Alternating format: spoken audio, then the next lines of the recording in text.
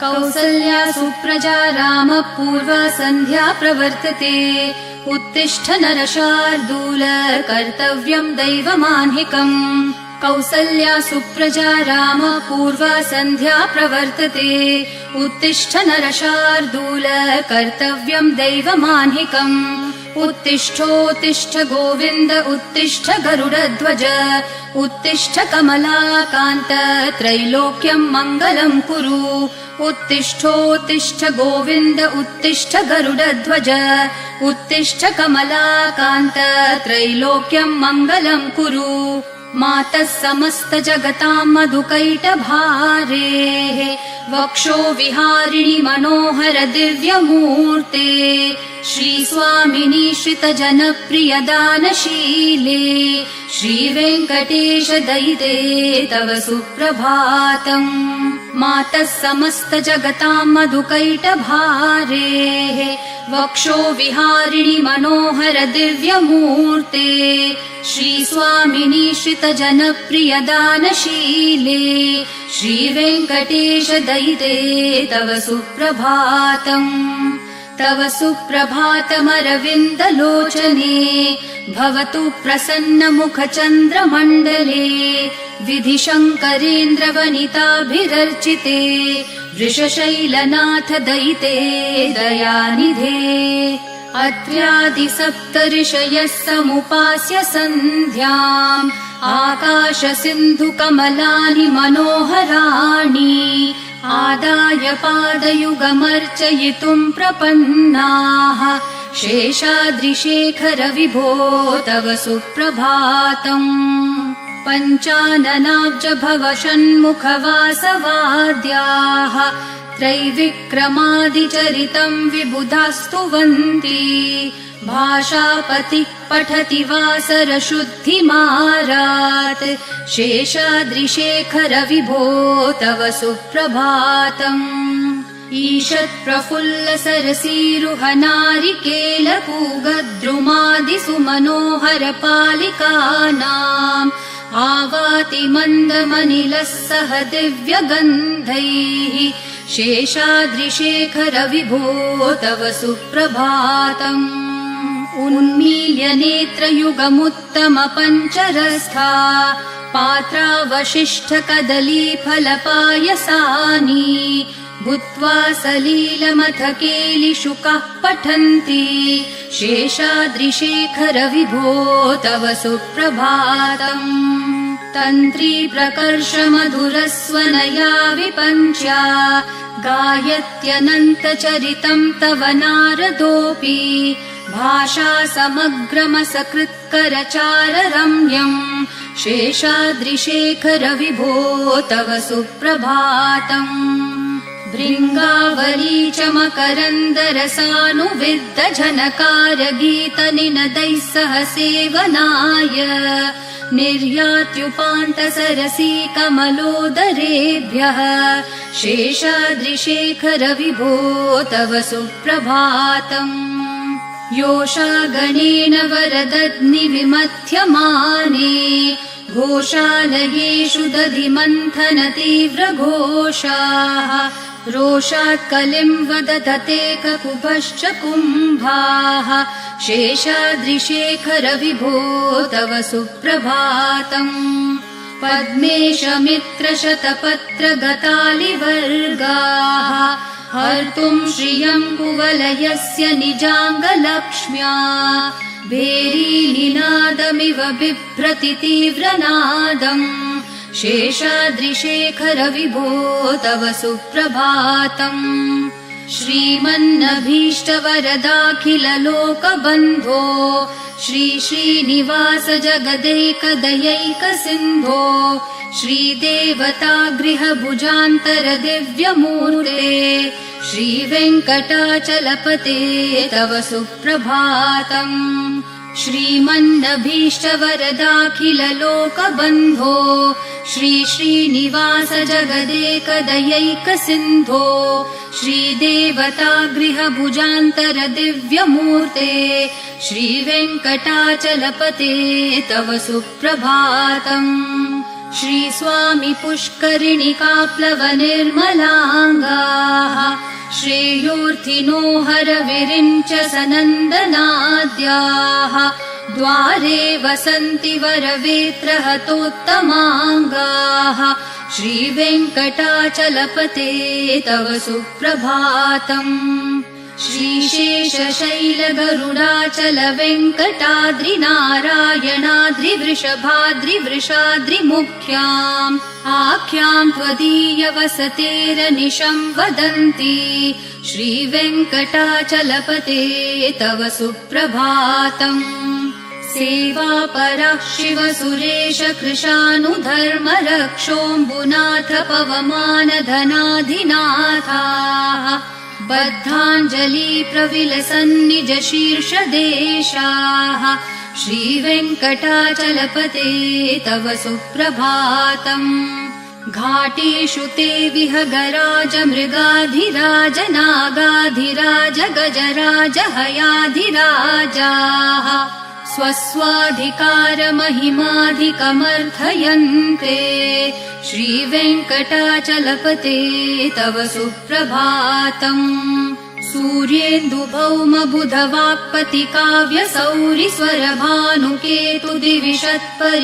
सूर्येन्दुभौमबुधवाक्पतिकाव्यसौरिस्वरभानुकेतुदिविशत्परिषत्प्रधानाः त्वद्दासदासचरमावधिदासदासाः श्रीवेङ्कटाचलपते तव सुप्रभातम् त्वत्पादधूलिभरितस्फुरितोत्तमाङ्गाः स्वर्गापवर्गनिरपेक्षनिजान्तरङ्गाः कल्पागमाकलनयाकुलताम् लभन्ते श्रीवेङ्कटाचलपते तव सुप्रभातम् त्वद्गोपुराग्रशिखराणि निरीक्षमाणाः स्वर्गापवर्गपदवीम् परमाश्रयन्तः मर्त्या मनुष्यभुवने मतिमाश्रयन्ते श्रीवेङ्कटाचलपते तव सुप्रभातम् श्रीभूमिनायक दयादिगुणामृताब्धे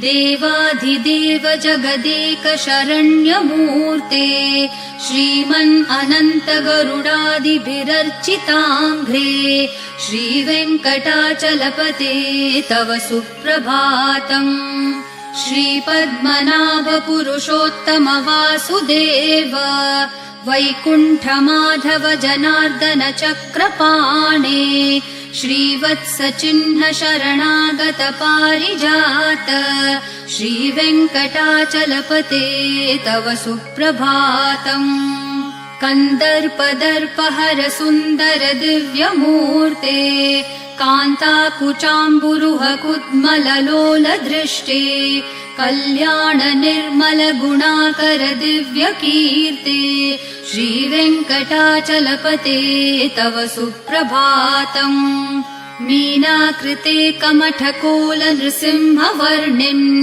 स्वामिन् परश्वथ तपोधन रामचन्द्र शेषांश राम यदुनन्दन कल्किरूप श्रीवेङ्कटाचलपते तव सुप्रभातम् एलालवङ्गधनसार सुगन्धितीर्थम् दिव्यम् वियत्सरिति हेम घटेषु पूर्णम् धृत्वाद्य वैदिक शिखामणयः प्रहृष्टा तिष्ठन्ति वेङ्कटपते तव सुप्रभातम् भास्वानुदेति विकचानि सरोरुहाणि सम्पूरयन्ति निनदैः ककुभो विहङ्गाः श्रीवैष्णवा सततमर्थितमङ्गलास्ते धामाश्रयन्ति तव वेङ्कट सुप्रभातम् ब्रह्मादयः सुरवराः समहर्षयस्ते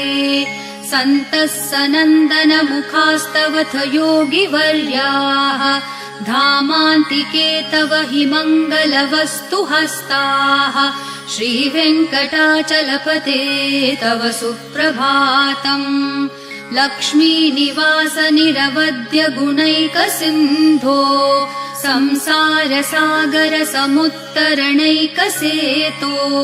वेदान्तवेद्य निज वैभव भक्त भोग्य श्रीवेङ्कटाचलपते तव सुप्रभातम् लक्ष्मी निवास निरवध्य गुणैक सिन्धो संसार सागर समुत्तरणैक सेतो वेदान्त वेद्य निज वैभव भक्त भोग्य श्रीवेङ्कटाचलपते तव सुप्रभातम् इत्थं वृषाचलपतेरिह सुप्रभातम् ये मानवः प्रतिदिनं पठितुं प्रवृत्ताः तेषां प्रभातसमयस्मृतिरङ्गभाजाम् प्रज्ञां परार्थसुलभां परमां प्रसूते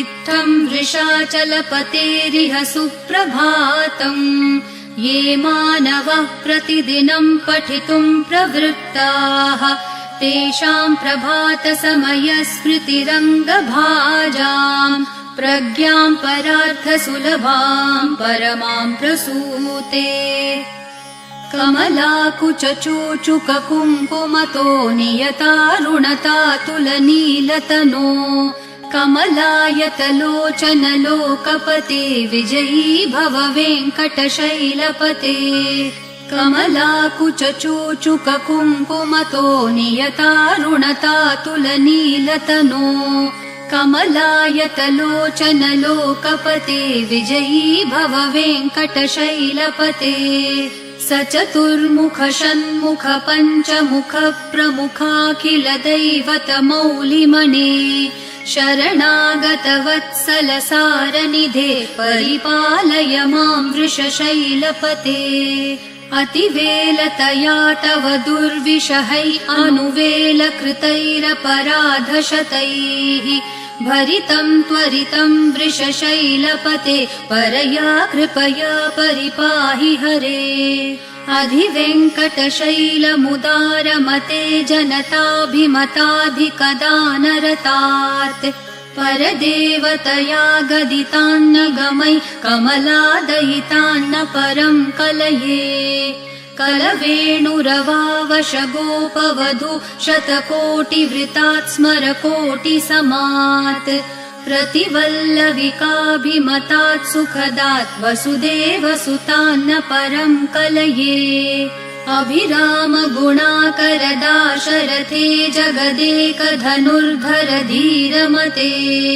रघुनायक राम रमेश विभो वरदो भवदेव दया जलदे अवनीतनया कमनीयकरं रजनीकर चारुमुखाम्बुरुहम् रजनीचरराजतमो मिहिरं महनीयमहं रघुराममये सुमुखं सुहृदं सुलभं सुखदं स्वनुजं च सुखाय ममोघशरम् अपहाय रघुत्वहमन्यमहं न कथञ्चन कञ्चन जातु भजे विना वेङ्कटेशं न नाथो न नाथ सदा वेङ्कटेशं स्मरामि स्मरामि हरे वेङ्कटेश प्रसीद प्रसीद प्रियं वेङ्कटेश प्रयच्छ प्रयच्छ विना वेङ्कटेशं न नाथो न नाथ सदा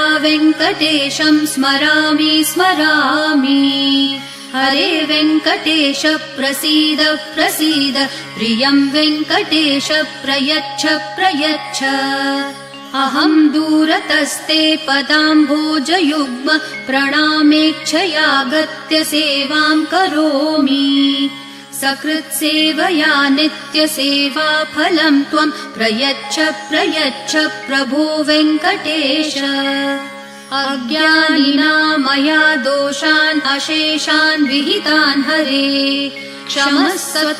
क्षमस्वत्वं शेषशैलशिखामणे अज्ञानिना मया दोषान् अशेषान् विहितान् हरे क्षमस्वत्वं शेषशैलशिखामणे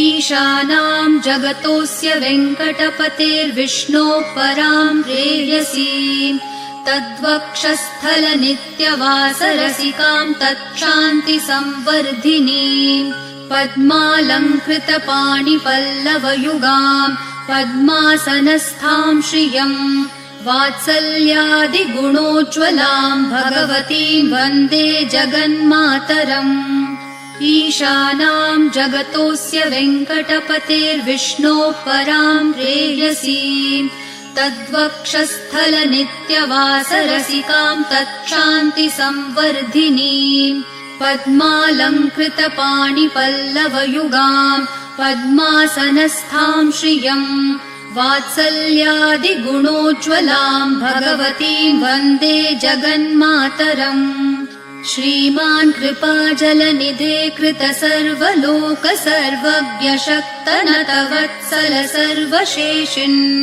स्वामिन् सुशील सुलभाश्रित पारिजात श्रीवेङ्कटेश चरणौ शरणं प्रपद्ये श्रीमान् कृपाजलनिधे कृत सर्वलोक सर्वज्ञ शक्तनतवत्सल सर्वशेषिन् स्वामिन् सुशील सुलभाश्रित पारिजात श्रीवेङ्कटेश चरणौ शरणं प्रपद्ये आनूपुरार्पित सुजात सुगन्धि पुष्प सौरभ्य सौरभकरौ समसन्निवेशौ सौम्यौ सदानुभवनेऽपि नवानुभाव्यौ श्रीवेङ्कटेश चरणौ शरणं प्रपद्ये सद्यो विकासि समुदित्वर सान्द्र रागः सौरभ्य निर्भर सरोरुह साम्यवार्ताम् सम्यक्षु साहसपदेषु विलेखयन्तौ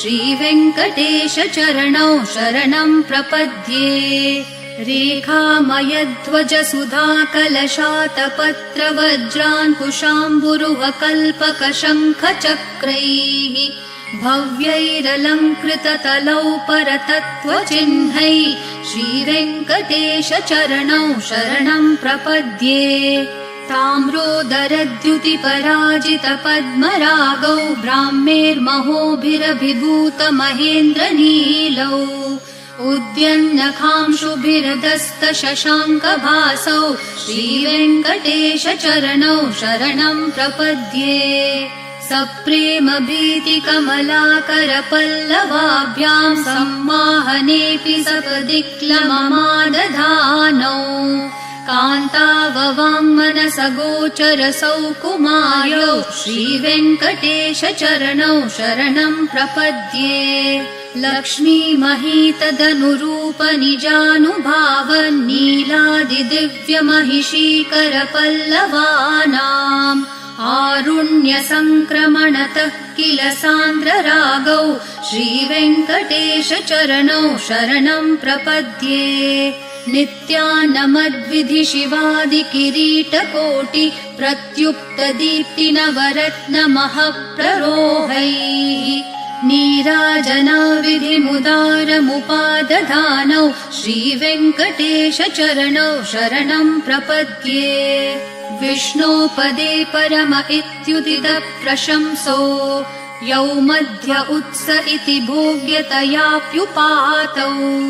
भूयस्ततेति तव पाणितलप्रदिष्टौ श्रीवेङ्कटेश चरणौ शरणं प्रपद्ये पार्थाय तत्सदृशसारथिना त्वयैव यौ दर्शितौ स्वचरणौ शरणं व्रजेति भूयोऽपि मह्यमिहतौ करदर्शितौ ते श्रीवेङ्कटेश चरणौ शरणं प्रपद्ये मन्मूर्धिकालियफने विकटाटवीषु श्रीवेङ्कटाद्रिशिखरे शिरसि श्रुतीनाम् चित्तेऽप्यनन्यमनसां सममाहितौ ते श्रीवेङ्कटेश चरणौ शरणं प्रपद्ये आम्लानहृष्यदवनीतलकीर्णपुष्पौ श्रीवेङ्कटाद्रिशिखराभरणायमानौ आनन्दिताखिल मनोनयनौ तवेतौ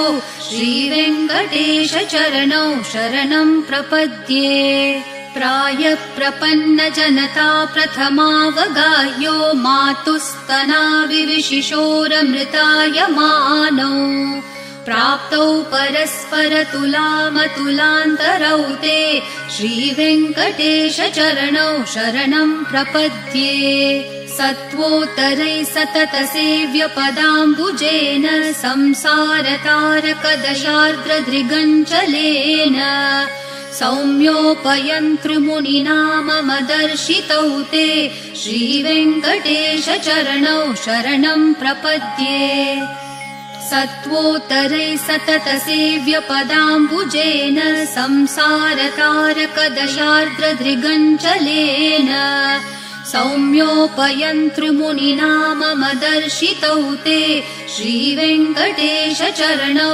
शरणं प्रपद्ये श्रीशश्रिया घटिकया त्वदुपाय भावे प्राप्ये त्वयि स्वयमुपेयतया स्फुरन्त्या नित्याश्रिताय निरवद्य गुणाय तुभ्यं श्यां किङ्करो वृषगिरीश न जातु मह्यम् श्रीशश्रिया घटिकया त्वदुपाय भावे प्राप्ये त्वयि स्वयमुपेयतया स्फुरन्त्या नित्याश्रिताय निरवद्य गुणाय तुभ्यं श्यां किङ्करो वृषगिरीश न जातु मह्यम् श्रियः कान्ताय कल्याणनिधये निधयेऽर्थिनाम् श्रीवेङ्कटनिवासाय श्रीनिवासाय मङ्गलम् श्रियः कान्ताय कल्याणनिधये निधयेऽर्थिनाम् श्रीवेङ्कटनिवासाय श्रीनिवासाय मङ्गलम् लक्ष्मी सविभ्रमालोकसुप्रविभ्रमचक्षुषे चक्षुषे सर्वलोकानां वेङ्कटेशाय मङ्गलम् श्रीवेङ्कटाद्रिशृङ्गाग्रमङ्गलाभरणाङ्ग्रये मङ्गलानां निवासाय श्रीनिवासाय मङ्गलम् सर्वावयवसौन्दर्यसम्पदा सर्वचेतसां सदा सम्मोहनायास्तु वेङ्कटेशाय मङ्गलम् नित्याय निरवध्याय सत्यानन्दचिदात्मने सर्वान्तरात्मने श्रीमद्वेङ्कटेशाय मङ्गलम् स्वतः सर्वविदे सर्वशक्तये सर्वशेषिणे सुलभाय सुशीलाय वेङ्कटेशाय मङ्गलम् परस्मै ब्रह्मणे पूर्णकामाय परमात्मने प्रयुञ्जे परतत्त्वाय वेङ्कटेशाय मङ्गलम् आकालतत्त्वमशान्तम् आत्मनामनुपश्यताम् अतृप्तामृतरूपाय वेङ्कटेशाय मङ्गलम् प्रायस्वचरणौ पुंसां शरण्यत्वेन पाणिना कृपया दिशते श्रीमद्वेङ्कटेशाय मङ्गलम् दयामृत्तरङ्गिन्यास्तरङ्गैरिव शीतलैः अपाङ्गैः सिञ्चते विश्वं वेङ्कटेशाय मङ्गलम् सद्भूषाम्बरहेतिनां सुषमावहमूर्तये सर्वार्तिशमनायास्तु वेङ्कटेशाय मङ्गलम् श्रीवैकुण्ठविरक्ताय स्वामि पुष्करिणीतटे रमया रममाणाय वेङ्कटेशाय मङ्गलम् श्रीवैकुण्ठविरक्ताय स्वामि पुष्करिणीतटे रमया रममाणाय वेङ्कटेशाय मङ्गलम् श्रीमत्सुन्दरजामातृमुनिमानसवासिने सर्वलोकनिवासाय श्रीनिवासाय मङ्गलम् मङ्गलाशासनपरैर्मदाचार्य पुरोगमैः सर्वैश्च पूर्वैराचार्यैः सत्कृतायास्तु मङ्गलम्।